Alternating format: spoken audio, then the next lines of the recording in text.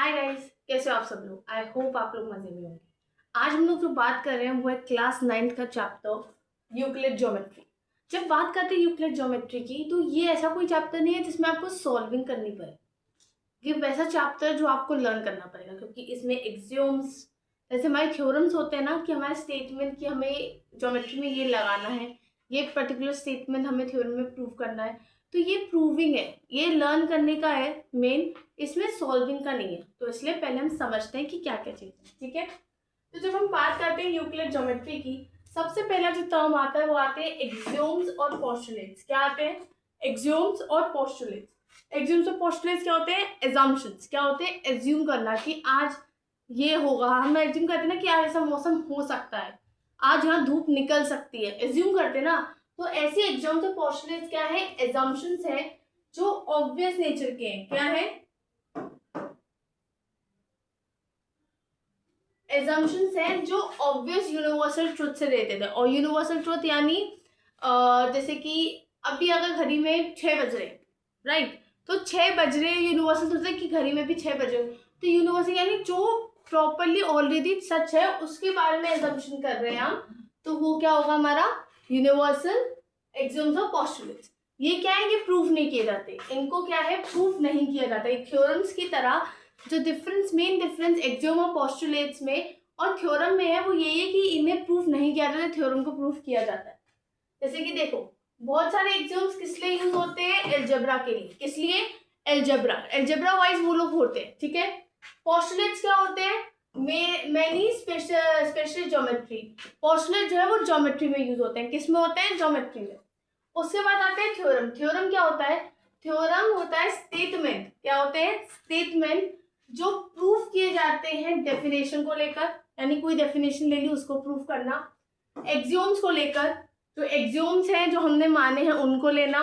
Previously proof statement यानी जो पहले हम प्रूफ कर चुके हैं उन्हीं से रिलेटेड थ्योरम करना। और डिडक्टिव रीजनिंग। ठीक है, यानी क्या डिफरेंस आया हमारे थ्योरम और एक्सियोम पोस्टुलेट्स में? ये स्टेटमेंट्स होते हैं थ्योरम, एक्सियोम पोस्टुलेट्स क्या होते हैं? एजम्पशंस। ठीक है। उसके बाद अगर हम अगली बात करें तो अगले टॉपिक में हमारा आता है यूक्लिड की डेफिनेशन। अभी हमने बात की ना कि थ्योरम किस लिए होता है? Definition, axioms, postulates, right. तो देखो, ये पहला अगला जो कर रहे हैं वो है यूक्लिड डेफिनेशन, एक्सियोम्स और पोस्टुलेट्स। तो ये क्या होता है? इसमें कुछ पॉइंट्स है कि ये आपको ध्यान में रखने। अब point is that which has no part. Point क्या है? वो है जिसका कोई पार्ट नहीं है। क्या है? कोई पार्ट नहीं, यानी कोई भी, सी मैं एग्जांपल के तौर पे देती हूँ तुम्हें। सी हियर, ये पॉइंट है, इसका कोई और पार्ट है कि ये पूरा पार्ट इसका? नहीं ना। ये पॉइंट एक डॉट है, राइट, तो उसका कोई पार्ट नहीं है। फिर a line is a breathless length. Line की कोई लेंथ होती है नहीं ना, अनडिफाइंड होती है, जो जूनियर क्लासेस में हमने पढ़ा हुआ है। End of lines are points. Line का एंड क्या है? पॉइंट है ना, तो ये क्या होंगे? पॉइंट्स। स्ट्रेट लाइन, एसटी यानी स्ट्रेट लाइन, आप शॉर्ट में मत लिखना, आप अपने प्रॉपर नोट्स में लिखना। Straight line is a line which lies evenly with the points in itself.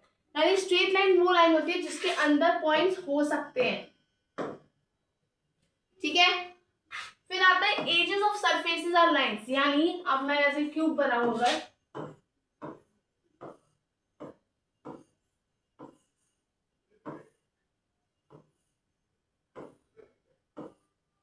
ये क्यूब है, इसके जो एजेस है, एजेस यानी कॉर्नर, उसके उसकी जो सरफेस के एजेस है वो भी तो लाइंस ही है। ये लाइंस ही तो है, ये और कुछ है? ये लाइंस ही तो है ना।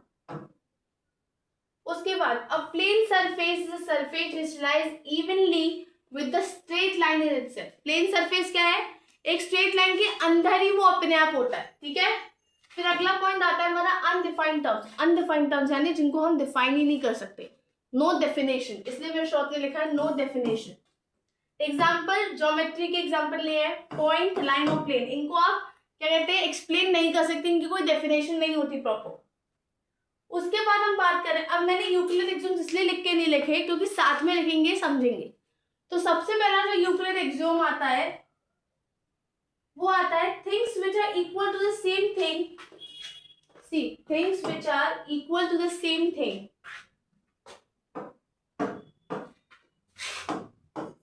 Things which are equal to the same thing, things which are equal to the same thing are equal to one another, are equal to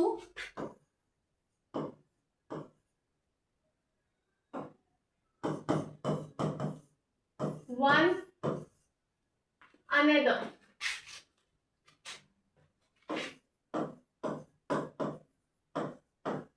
यानी थिंग्स जो इक्वल होती है, अब देखो एक्सियोम्स की बात कर रहे हैं, चीज ध्यान से देखना, एक्सियोम्स किस लिए यूज होता है, अलजेब्रा, तो यहाँ मेनली हम अलजेब्रा से रिलेटेड बातें कर रहे हैं, ठीक है। तो देखो पहला है थिंग्स जो इक्वल है सेम थिंग के लिए, वो इक्वल होंगी एक दूसरे के लिए, यानी जो चीजें इक्वल है, सेम चीज है, उसके लिए वो दोनों इक्वल हैं, तो वो क्या कहते हैं, एक दूसरे से भी इक्वल होंगी, ठीक है। उसके बाद बात आती है if equals are added to equals the wholes are equal. अगला जो है if equals are added to equals the whole are equals. If equals are added to equals the whole are equals, यानी अगर जो इक्वल है, दो terms हमारे equal है, उनमें अगर हम ऐड करेंगे दोनों ही सेम टर्म, तो उनका पूरा आंसर भी क्या होगा, इक्वल, होल आर इक्वल, पूरा आंसर इक्वल होगा। अब ऐसे ही सेम है if equals are subtracted to equals, क्या होगा, दिमाग में आओ, एडिट का था ना, सब्ट्रैक्शन का, if equals are subtracted from equals क्या होगा, रिमाइंडर बचेगा ना, the reminders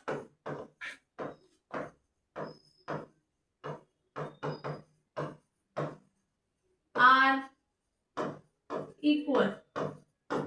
if equals are subtracted from equals, मतलब अगर इक्वल में से इक्वल सब्ट्रैक्ट करेंगे, रिमाइंडर भी बराबर आएगा, ठीक है। उसके बाद अगला जो है हमारा वो है things which coincide with one another equal to one another. Things which coincide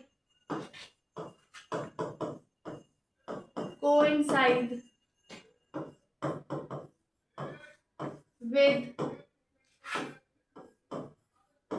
one another, things which coincide with one another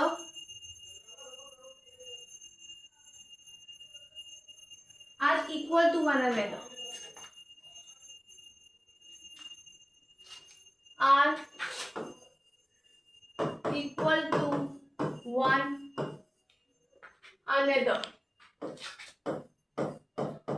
मैं साथ में इसलिए लिख रही हूँ क्योंकि आप लोगों को भी समझ आए कि हम लिख क्या रहे हैं, ठीक है।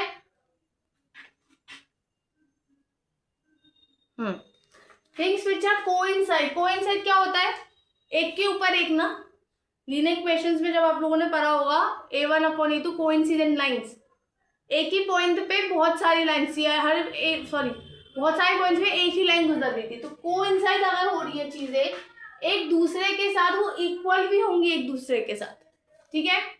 उसके बाद अगला टॉपिक है हमारा the whole is greater than the part. कुछ ये एक्सियोम्स है, ध्यान रखना, द होल इज ग्रेटर। मैं जानती हूँ आप लोगों को लग रहा होगा कि मैम के आधे घंटे में सिलेबस खत्म हो जा रहा है, चैप्टर्स खत्म हो जा रहे हैं। डोंट वरी, ये हम लोग इसलिए डालें क्योंकि आप लोगों को भी रिविजन्स हो, आपके भी सही से चीजें हो, ठीक है। हमारे जो है हम आपको लेक्चर्स भी प्रोवाइड करेंगे नोट्स के साथ भी, इसमें फुल प्रॉपर और अच्छे से एक्सप्लेन होगा, ठीक है। तो अभी पहले यहाँ फोकस करो, उसके बारे में जैसी वो स्कीम निकलेगी हम आपको बताएंगे, okay. The whole is greater than the part.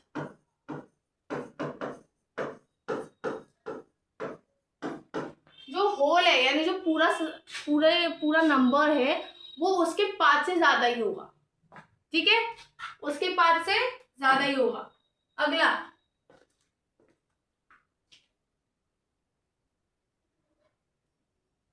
Things things which are double of the same thing are equal to one another. Things which are double of the same thing, things which are double of the same thing are equal to one another. यानी चीजें जो double है, एक ही चीज की जो चीजें double है वो इक्वल होंगी एक दूसरे के साथ. क्या होंगी? इक्वल होंगी. उसके बाद है things which are half of the same thing are equal to one another. Things which are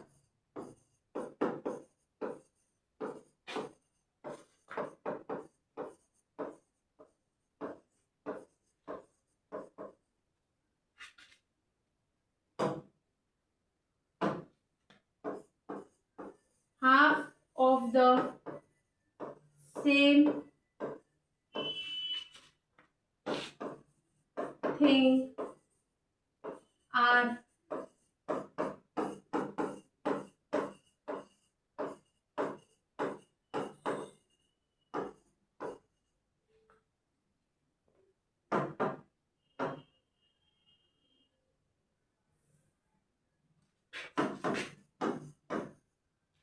things जो हाफ है सेम चीज के वो बराबर होंगी एक दूसरे से.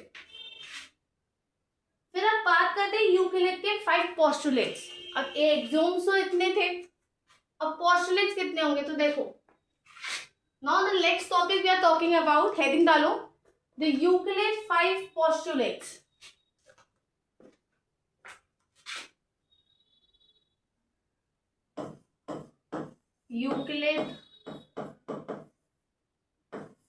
यूक्लिड एक इंसान था, ऐसा कोई नाम नहीं कि हमने प्रॉपर्ली लिया.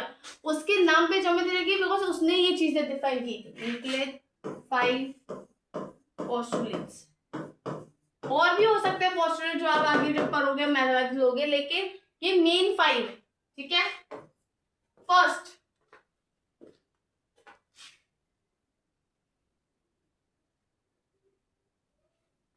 a straight line may be drawn from any one point to any other point. A straight line may be drawn from any one point to any other point. To any one point to any other point.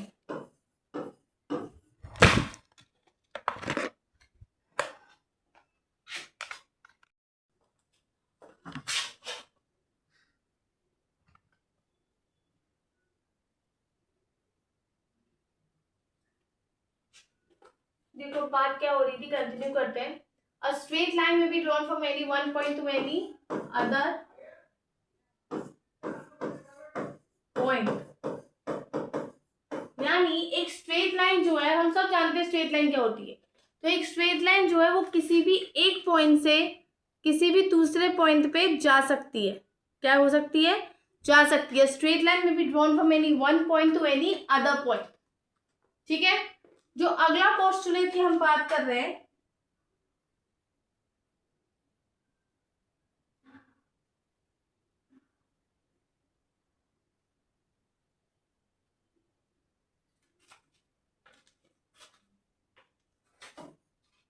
अगले जो postulate की बात कर रहे हैं वो है a terminated line can be produced indefinitely. और टर्मिनेटेड लाइन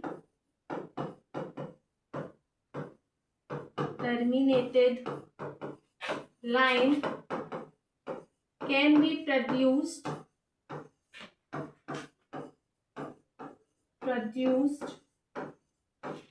indefinitely. अब इसमें इंडेफिनेट लाइन का मतलब क्या है? इंडेफिनेट लाइन यानी यूक्लिड के टर्म में बोले तो टर्मिनेटेड लाइन का मतलब लाइन सेगमेंट. टर्मिनेटेड लाइन का मतलब क्या हुआ? Line segment. लाइन सेगमेंट बात हुई, क्या हुई, लाइन सेगमेंट। तो अब अगर लाइन सेगमेंट को डाल के देखें, अगर आप ऐसे लिखोगे, और line segment can be produce indefinitely, that's also correct. ठीक है, उसके बाद बात करते हैं अगले की। अगर हम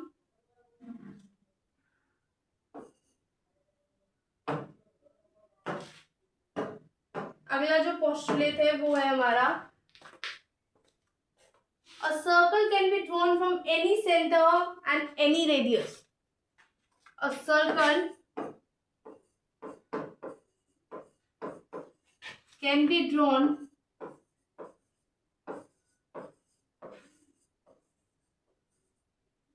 तो मैं नेक्स्ट पेज लेती हूँ।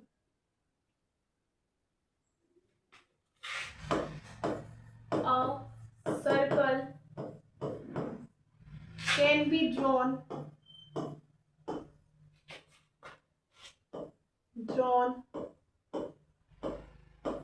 from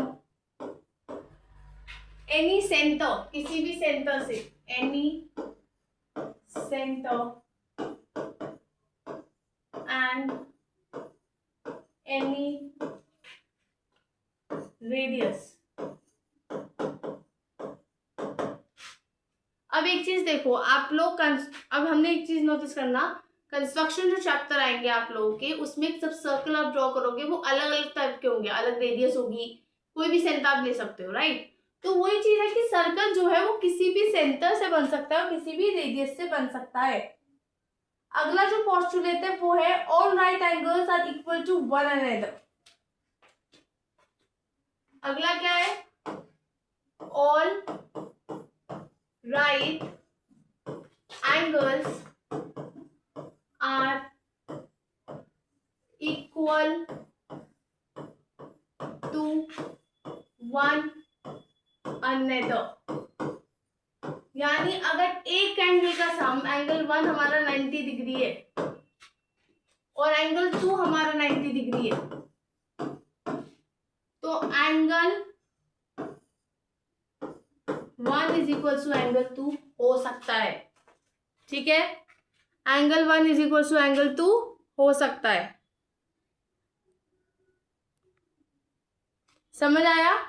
उसके बाद जब हम अगले की बात करें, जो आखिरी पोस्टुलेट है हमारा, वो क्या है, let's see.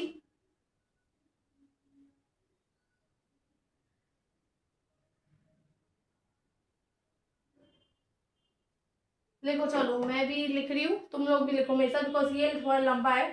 If a straight line following on two straight lines, if a straight line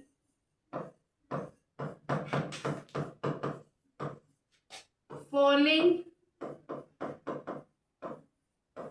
on two straight lines, if a straight line falling on two straight lines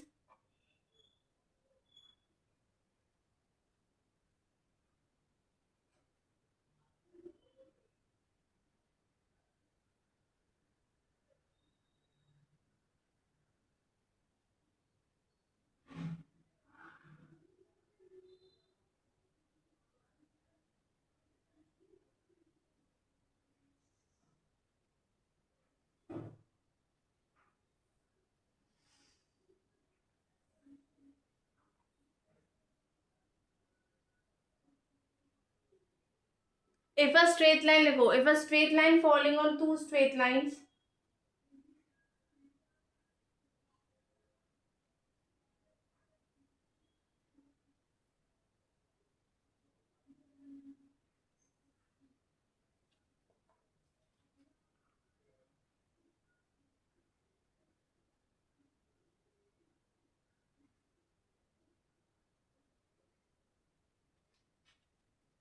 makes the interior angles on the same side, makes the interior angles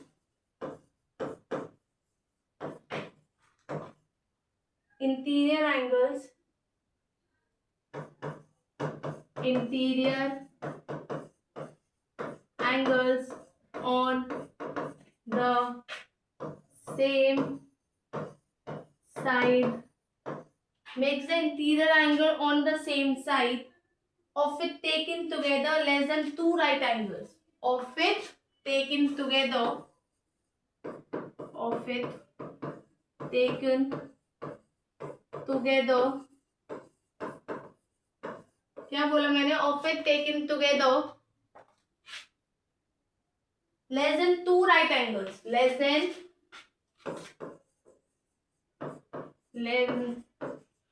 two right angles, less than two right angles, if produced indefinitely,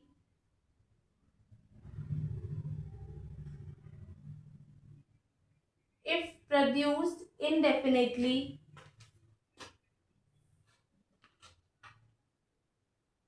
if produced indefinitely, if produced indefinitely,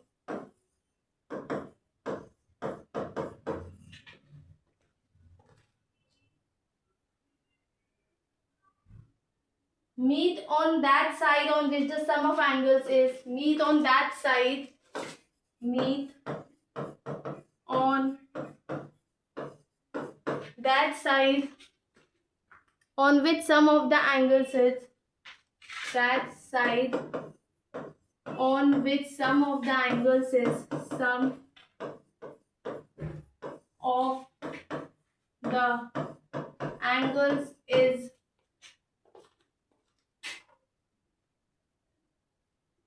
less than two right angles, less than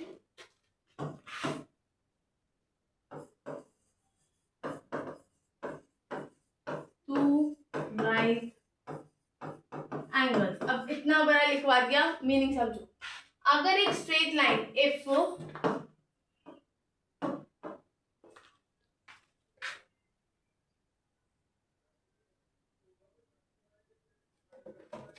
अगर एक straight line, if a straight line following on two straight line, यानी अगर एक straight line दो straight lines पे गिर रही है, तो ये दो स्ट्रेट लाइंस पे एक स्ट्रेट लाइन गिर रही है, makes the interior angle on the same side of it, interior angle उसके सेम साइड के अगर हम लेंगे तो वो दो राइट एंगल से कम होंगे. ये एक है, इंटीरियर एंगल सेम साइड के अगर एक साथ लेंगे वो दो राइट एंगल से कम होंगे. अगर कब, जब हम प्रोड्यूस करेंगे उसे इनडेफिनेटली, यानी ये चल रही है इनडेफिनेटली, ये चल रही है इनडेफिनेटली, ये चल रही है इनडेफिनेटली, और उस साइड पे मिल रही है, और ये कब मिल रहे हैं, उस जगह मिल रहे हैं जहां सम ऑफ द एंगल, जो एंगल्स का सम है जो हम ले रहे हैं वो दो राइट एंगल से कम है. किससे? दो राइट एंगल से कम है. समझे? वापस समझो. स्ट्रेट लाइन जो दो स्ट्रेट लाइंस पे गिर रही है, जो स्ट्रेट एंगल को सेम साइड बना रही है, जब एक साथ ले रहे हैं तो वो दो राइट एंगल्स फॉर्म कर रही है. अगर जब उसे हम इनडेफिनेटली यानी इनफाइनाइटली हम उसे एक्सटेंड करेंगे तो वो उस साइड पे मिल रही है जब दो राइट एंगल से सम कम है. ठीक है. उसके बाद एक टॉपिक और बचा हमारा. अब वो क्या बचा?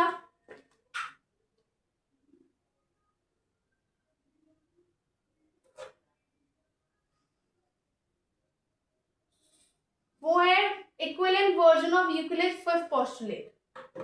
इक्विवेलेंट वर्जन ऑफ यूक्लिड, तो यानी जो फिफ्थ पोस्टुलेट है उसी का इक्विवेलेंट वर्जन, यानी सिंपल वर्जन जिससे और अच्छे से समझ आए. अब वो क्या है देखो ध्यान से.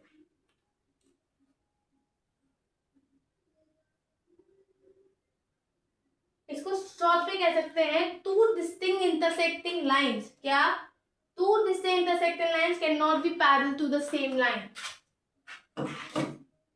To distinct intersecting lines cannot be parallel to the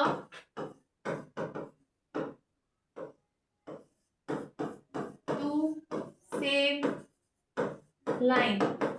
यानी यूक्लिड फिफ्थ पोस्टुलेट का इक्विवेलेंट वर्जन है कि दो डिस्टिंक्ट इंटरसेक्टिंग लाइंस हैं वो पैरेलल सेम लाइन के नहीं हो सकती है. ठीक है. तो इतना हम लोगों ने किया. ये ध्यान रखना हम लोगों ने जो किया है वो टॉपिक वाइज थ्योरी वाइज है. और एक चीज और नोटिस करना, जब हमने एक्सोम्स की बात की थी वो सब हमारा ज्योमेट्री से रिलेटेड था, वो सब हमारा एल्जेब्रिकली रिलेटेड था. पोस्टुलेट्स की बात की वो सब ज्योमेट्रिकली, तो ये डिफरेंस ध्यान रखना, ठीक है। That's it for today, I hope your day goes well, bye bye guys.